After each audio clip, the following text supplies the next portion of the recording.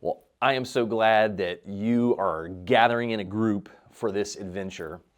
As we go through this together as a whole church, we're going to take some time over these next several weeks on Sunday morning to talk about the adventure that God has our whole church on, and then in these groups to talk about the adventure that God has you on and your family and what that looks like.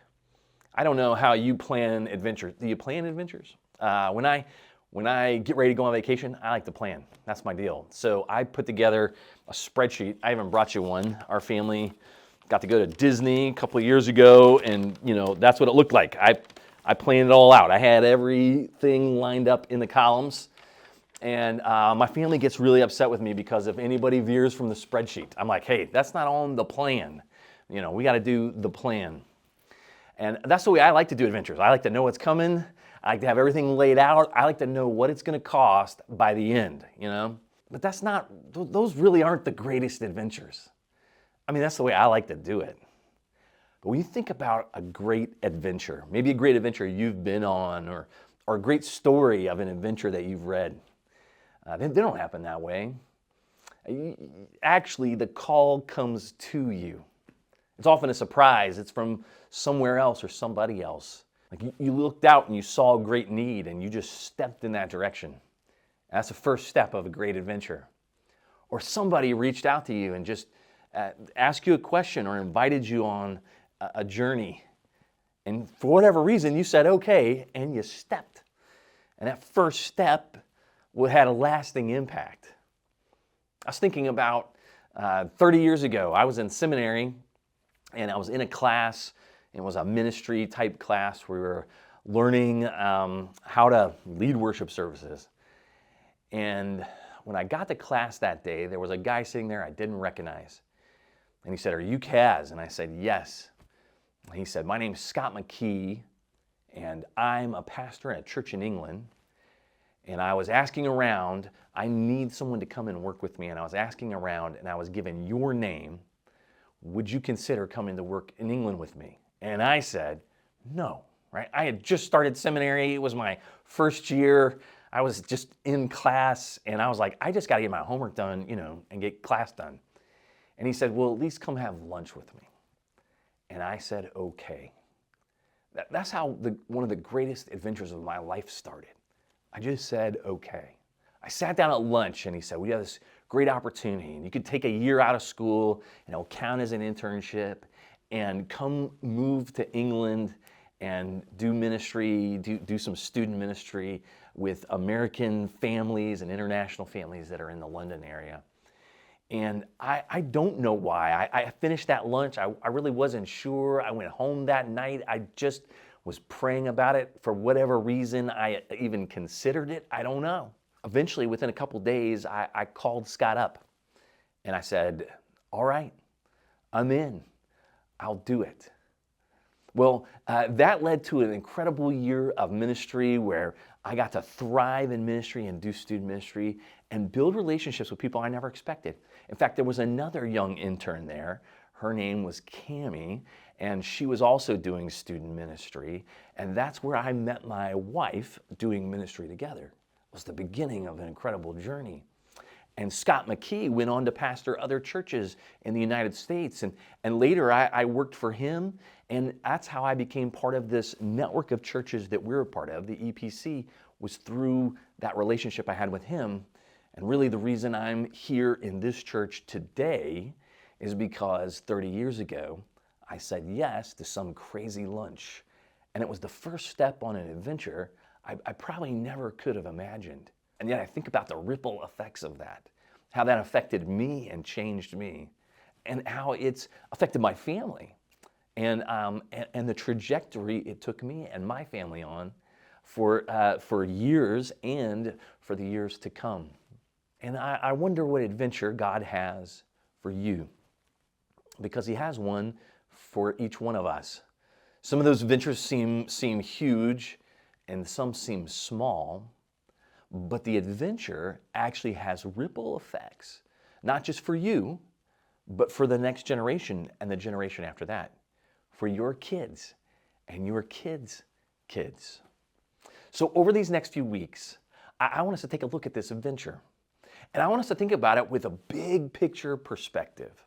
Not just what's the adventure God has you on right now, but how the things that you're doing right now, the values that you're putting in place, the intentionality with which you're going into this adventure will set things up for the next 50 years, the years to come, for generations and generations to come. An adventure starts with just that one yes, just that one okay, just that one step. But then it requires a lot of us. If we're really going to go on an adventure, we have to invest in that adventure. We have to say we're all in. We make changes in our life. We reset our priorities. We approach it with intentionality. We say, okay, if I'm going, I'm gonna really be there. It requires a bunch of us. But if we are fully invested on an adventure of faith, if we step into a calling that God has for us, well then, and we invest, well then we're changed.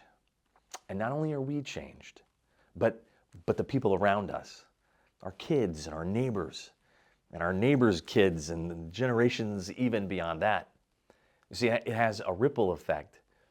And it has that for you, it has that for me, and it has that for our church. I was thinking about several of the great adventures that we read about in Scripture. You know, you think about Moses. Moses received a calling that he did not expect. You know, Moses didn't grow up this little kid. He was a Hebrew kid, but he grew up in a Jewish household because of the turmoil that was going on in the world, his world at the time. And he grows up in this Egyptian household, and he grows up with all kind of prominence. But he never planned to take the Hebrew people and lead them out of Egypt. That wasn't his plan at all. In fact, the call had to come to him in a really clear way. You know, he had messed up, and he was kind of in hiding, and things weren't going too well, when he walks by a bush that's burning but doesn't burn up. And he hears this voice of God speak to him out of the bush. And he hears it so clearly. And, you know, sometimes I go, God, I wish you would give me an adventure which you called me that clearly as Moses. Like you speak to me out of a burning bush. And I mean, then I would know exactly what I'm supposed to do. You know what's interesting about Moses' story? Even though he heard from a burning bush, even though it was that clear, he still wasn't sure. He said, wait, you want me to lead the Hebrew people out of Egypt? I mean, I can't do that. He says, no one will listen to me. He had all kinds of reasons, and they were actually good reasons. He said, I can barely speak. You want me to lead people? I'm not a leader. He said, I'm pretty wishy-washy. In fact, I'm in trouble right now. I don't have great standing. Not only will the people of Israel not listen to me, he says, I have no power and no authority. The people, the Pharaoh in Egypt won't listen to me. And God says, well, this is your call. And finally, Moses says, yes. Okay, yes. And we see a lot of calls like that through Scripture. In the New Testament, we see this young girl who's engaged to be married, but not yet married. And an angel shows up to her and says, you're going to have a baby? And she asks really good questions, like the kind of questions you should ask. She's like, well, how can this be? I can't, that's not even possible. It's not physically possible, she says. The angel tells her, God's going to do this. This is going to be a God thing. And Mary's response, she's not like, okay, well then I got a plan. Let me start putting things in place. Let me make sure I've got all the ducks in a row and everything in order. She doesn't get out a spreadsheet. She just simply says, well, I'm the Lord's servant, so may it be with me, as you've said. She just says yes. And when she does, she says a yes that's a yes of faith, because it changes her whole life, right? I mean, she has to take some steps there that are difficult steps.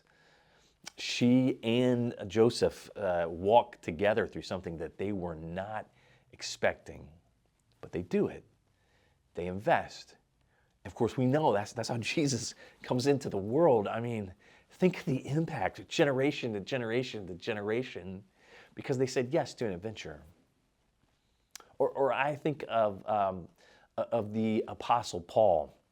Now, he has this great call story where he's knocked off a horse, right? He's going the opposite direction. He is actually persecuting the church, not leading the church. And this great light comes and knocks him off a horse, and he hears the voice of God saying, "Paul, why are you persecuting me?"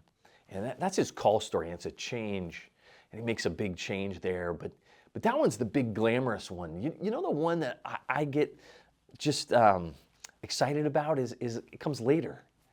Like, years go by, and there's no leadership from Paul. Things haven't gone well. He's tried to engage with the rest of the church, but they're afraid of him. Now he's back living with his parents and just trying to make a living. But something starts happening. The gospel starts getting outside of this little group of followers of Yahweh, of the Jewish groups of people that had heard the message and heard of the Messiah. The gospel starts getting outside of that, and it starts going to the people that are the Gentiles, the outsiders, people like you and me. And they don't know what to do with that. And Barnabas says, hey, I know this guy named Paul.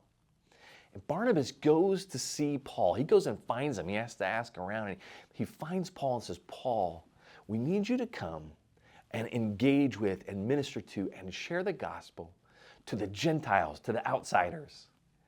And for whatever reason, even though Paul had been rejected, and even though things hadn't gone well, and he had spent 2 years not being able to find a job, just living back with his parents, for whatever reason, Paul says yes. Because he says yes, well, churches are started. And people like you and me, we're invited into the church, and generation after generation of churches and people that are outside of the Jewish faith hear the gospel and lives are changed. It has a generational impact that you could never imagine, because he said yes to this adventure of faith. And I wonder about you, and I wonder about me. What's your adventure of faith that God has you on? You know, really, we're all on an adventure, just sometimes we're not really paying attention to it. You know, our adventure is just kind of carried forward by momentum. I got to get the kids off to school in the morning, and I got to get to work, and I got to, do the right things in the evening, and life just keeps rolling ahead. And so I live this life maybe on an adventure, but I don't see it as an adventure. Well, over the next few weeks, I want you to take some time and really pray about the adventure that God has for you. There's that famous passage in Jeremiah 29 where it says, "I know the plans that I have for you." Now, it's a passage where it says, his plans that are good. Now, the interpretation is good is kind of tricky, because he's talking to a group of people that things aren't going to go the best for them. These are a group of Hebrew people in exile, and it's going to be tough. And yet he says, I have these plans for you. I am going to be at work in your life and for generation to generation. And what he asks them to do in Jeremiah 29 is really just invest in the community that they're in. He says, look around you at the neighborhood that you've been put in. Look around you at the people that have been put in your life and the family that's around you, and actually invest in them. And I think sometimes our call might look a little bit more like that Jeremiah 29 call. That God would give us a picture for how do we live right where we're at. It's not, I'm going to go off and be a missionary in Africa somewhere, although some of you might, and that would be incredible. But I want to ask the question, how do you live on an adventure right now?